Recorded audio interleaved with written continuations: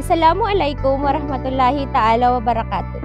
Kaisa ang Iranon Provincial Hospital sa paggunita ng Generics Awareness Month na may temang Ginhawang Generics, Ramdam ng Bawat Pilipino. Isa din sa ipinagdiriwang ngayong buwan ay ang World Pharmacist Day na may tema namang Think Health, Think Pharmacist. Sino nga ba ang mga pharmacist? Ang mga pharmacist ay may tungkulin na magbigay ng serbisyong kalusugan na may kaugnayan sa gamot.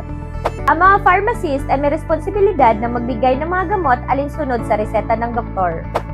Sila din ay nagbibigay impormasyon at payo sa mga pasyente tungkol sa wastong pag-inom ng gamot, side effect at interaction sa ibang gamot. Narito ang mga pharmacist ng Iranon Provincial Hospital upang magbigay ng malalim na kaalaman patungkol sa Generics Awareness Month. Ano nga ba ang Generics Awareness Month at ano ang kahalagahan nito? Ang Generics Awareness Month ay tinatag ng Philippine Government na pinangungunahan ng Department of Health at Food and Drug Administration. Layunin nitong gawing mas accessible at pantay-pantay ang dekalidad na serbisyong pangkalusugan para sa lahat. Sa pamamagitan ng pagbibigay diin kung paano makakatulong ang generic na gamot upang pababain ang mga gastos, mapabuti at mapagaan ang buhay ng mga Pilipino. Sa pamamagitan din ito, nabibigyang kaalaman ang mga Pilipino ng paggamit ng generic na gamot ay kasing epektibo, ligtas, dekalidad at mas mura kumpara sa branded na gamot.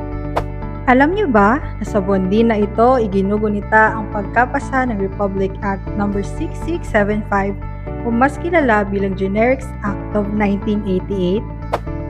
Sa batas na ito, isinusulong at hinihikayat ang mga doktor na gamitin ang generic name ng bawat gamot kapag sila ay nagre-reseta, mapapubliko man o pribado. Ano nga ba ang pinagkaiba ng generic na gamot sa branded na gamot? Ang branded na gamot ay may pangalang pangkalakal na ibinigay sa kanya na kumpanyang lumikha nito. Habang ang generic naman ay gamot na naglalaman ng parehong active ingredients at dosage strength. Ito ay nangangahulugan na pareho lang ang epekto at kalidad nito. Ngunit mas mura ang generic dahil wala itong gastos sa pag-imbento at pag-market nito. Ito naman ang halimbawa ng generic na gamot at branded na gamot. Kung ikukumpara natin ang dalawa base sa kanilang active ingredient, dosage strength and form, epekto sa katawan at kung ligtas pa itong gamitin ay wala silang pinagkaiba. Ngunit kung ikukumpara natin ang kanilang presyo, di maikakailang mas mahal ang branded sa generic.